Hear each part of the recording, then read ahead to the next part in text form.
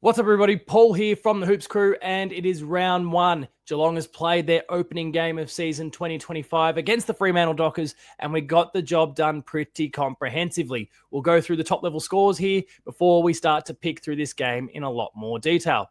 The Cats got it done. 23 goals, 9, 147 to Fremantle's 10, 9, 69.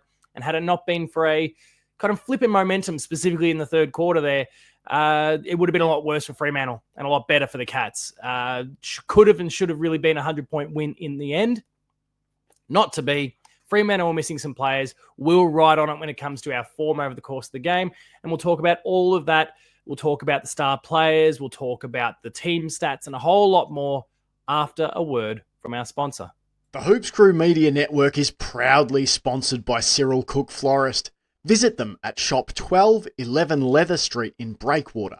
Phone them on 035 222 2244 or visit their website at www.cyrilcookflorist.com.au and use the offer code GOCATS in the voucher field at checkout to get 20% off your next online purchase. Thank you, Cyril Cook Florist, as always, for all that you do in your support of the Hoops Crew. Now, let's look at the tail of the tape here, the game itself and how it all played out. And you can see, looking at the worm, for anyone who maybe didn't catch it live or is kind of looking for a bit of a recap on this, you can see the Cats got out of the blocks really quickly. We piled on 5-4 to 1-1 in the first quarter there, and momentum was high. The game was looking good. Even though it wasn't really 100% being played on our terms, Freo still had plenty of time with their hands on the ball and, had a fairly high possession rate through that first quarter. But the way we were efficient, kind of cutting through them going the other way and halted their thrusts was really, really impressive. That continued on into the second quarter where we piled on another 7 goals straight, I might add, to a couple from the Dockers. And really the game was kind of done at halftime in the eyes of pretty much all of us. I was there with my son. He was enjoying his first game at GMHBA ever. We had some really nice reserve seats in the Brownlow stand. Like everything was looking really, really good. And then the third quarter came along, and there was a couple goals kicked early on. Frederick obviously kicked one right on the final bell of the second quarter. Then very quickly kicked one to begin the third as well. I think 2 goals essentially within about 20 seconds of game time for him. A follow-up goal there from Bailey Banfield, and then a bit of a drought for a while. And you thought, okay, no worries, we're kind of holding them off. They've got a bit of momentum, but we're breaking even. This is okay. We can deal with this. We then finally got a goal through Ollie Dempsey. And okay, we're good to go again. We've had 3 goals on the trot. There's the first goal back. We're sweet. Before all of a sudden a debutant, Murphy Reid, who looked very, very impressive up to that point, suddenly poured on 4 consecutive goals himself. Not just team goals. Murphy kicked 4 himself, back to back to back to back.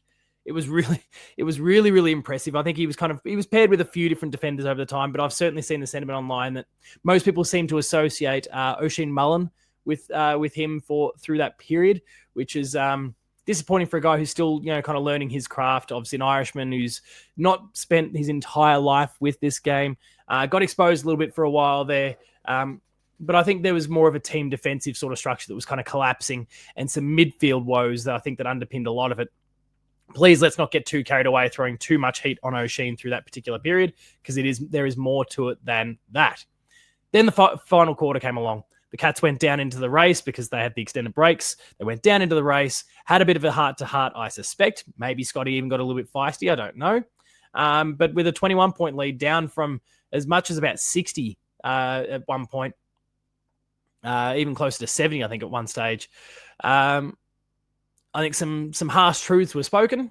It was a really impressive block for Freo, a less than impressive one for us, and we steamrolled them in the final term. The goals just piled on back to back. Like we kicked 10 of them, 10 goals, 3 in that final term to ultimately go out as a 78-point leader. Let's talk about some team stats before we get into some individual efforts. And you can see possession-wise, Geelong has always been pretty happy allowing the opposition to get the ball. Not allowing, but, the opposition having the ball isn't doom and gloom. It's about how we defend. And the team defense was really good outside of that third quarter, and specifically even probably a 5 to 10 minute block in that third quarter.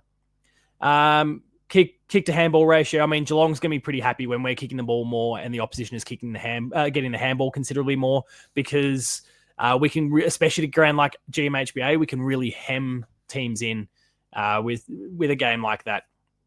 Inside 50 count's pretty good. Disposal efficiency, good for both teams. Nothing really to see here. Efficiency inside 50. The fact that it's not too egregious for Freo here is what I think really highlights my point about the defensive unit. Outside of obviously that third quarter, we just kept them handballing between themselves and kind of playing between Geelong's deep goal square and the Freo 50. They couldn't really penetrate into the 50 all that much. And that really worked to our strengths. We were able to rebound and set up a lot of offensive plays ourselves from there. Free kick count, nothing really to see there. Geelong won it, but it's relatively close. The hit-outs, we'll talk more about the ruck situation shortly, because I think these top three stats are all pretty tightly linked together. But Freo obviously got the job done with the hit-out count there. A certain big bloke that came across from Melbourne a couple of years ago having a little bit to do with that. But again, we'll expand when we get to some player stats shortly. The possession ratio, all pretty by the numbers at this particular point. Good to see our turnover count was much lower. Marks, Geelong, again, we were kicking the ball a lot more, so don't be surprised to see that our marking count is considerably higher, double in this particular case. But what really impressed me was the way that we delivered inside 50. That marks inside 50 count is really, really impressive. Scores, tackles inside 50 also. So again, the way we locked the ball inside the forward half was fantastic. The pressure was awesome. The way the Smalls swarmed was really great. Jeremy Cameron and then Shannon Neal as the tall players did a great job there. Paddy Dangerfield, playing now as more of a forward himself, did an amazing job locking the ball in there. He's around, and that's a terrifying prospect for any defender, no matter how experienced, no matter how big or small you might be. And the rest is all pretty straightforward. We don't need to focus too much on that. Going back to our conversation about the clearance numbers, let's take a look at the hitouts, because I think it paints a picture, but not necessarily the most accurate one.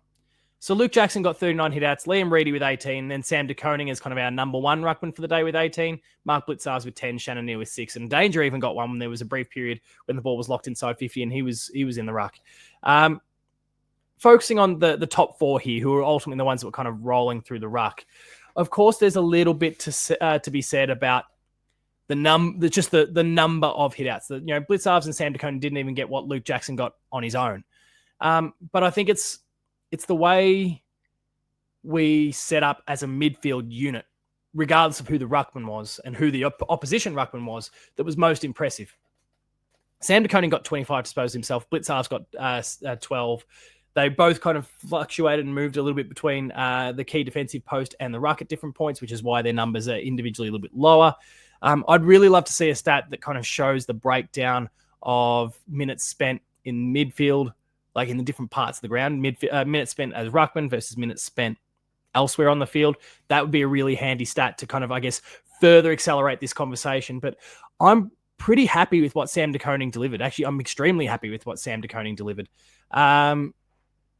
His defensive pressure as a midfielder was good. He tackled really well. He got 4 tackles himself, but there was lots of 1%ers that he delivered there in that respect that I was really happy with. Lots of great spoils as a ruckman as well as a key defender when he would spend time down there. I was really happy with his performance. Yes, there was this block during the third quarter where us as a midfield unit just couldn't get our hands on it, and that was really problematic.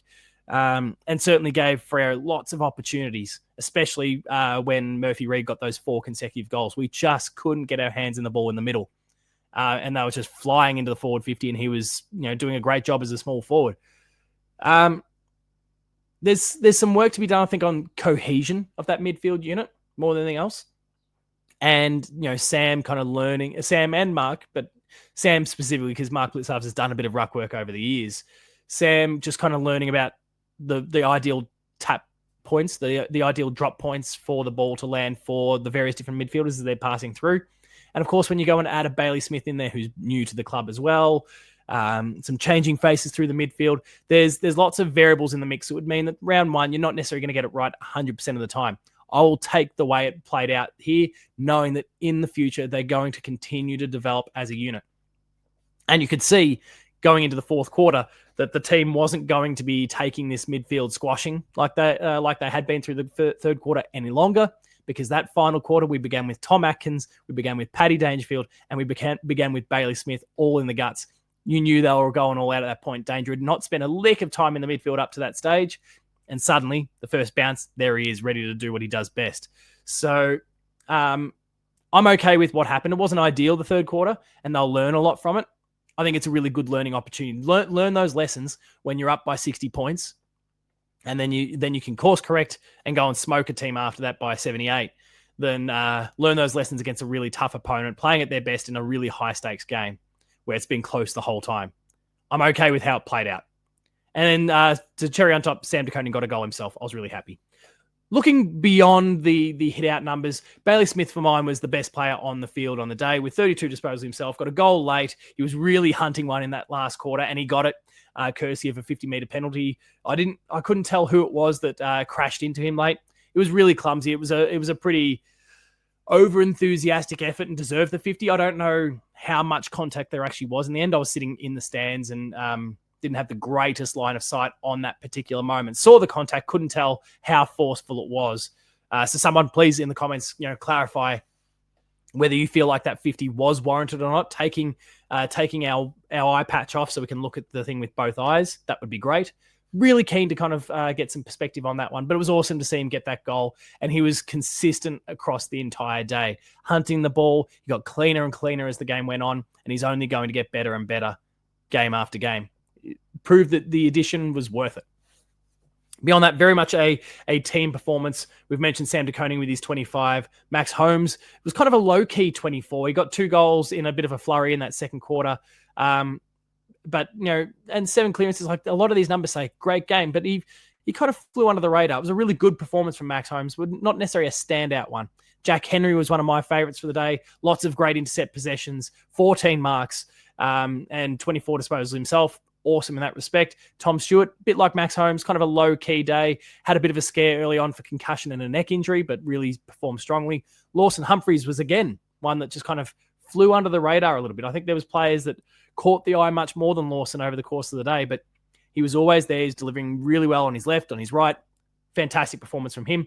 Mitch Nevitt in his first game for the year, after a lot of positive talk about him in the off-season, I think delivered on all the hype and expectation. Hopefully he continues to get a game going forward because I thought he was excellent. And I think really importantly, and the stats show it here, 11 tackles. His defensive pressure was superb all day. I was really, really happy with what he delivered. And the pairing of him and Jai Clark later on worked out perfectly.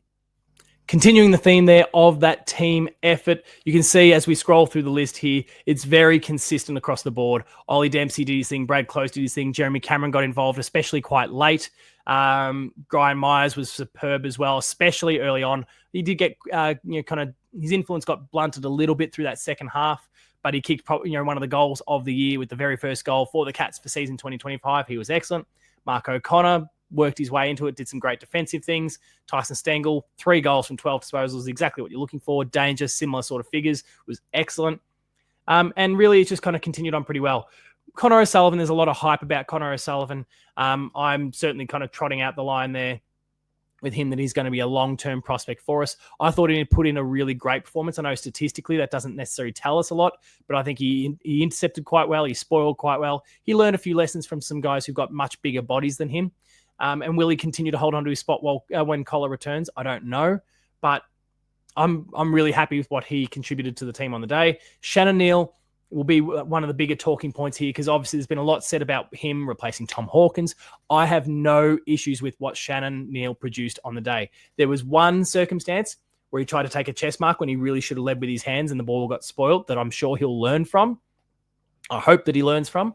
And that wasn't an ideal moment for him, but otherwise he was strong through the contest, brought the ball down for the smalls, which is all you can ask for if you're not going to mark it himself, but took some really strong grabs himself. It was a great performance. 1 goal, 1 is all he came away with, but I think it was a really great foundation, and we're going to see improvement from Shannon Neal over the course of the year as he comes to realize that he is top dog inside the forward 50.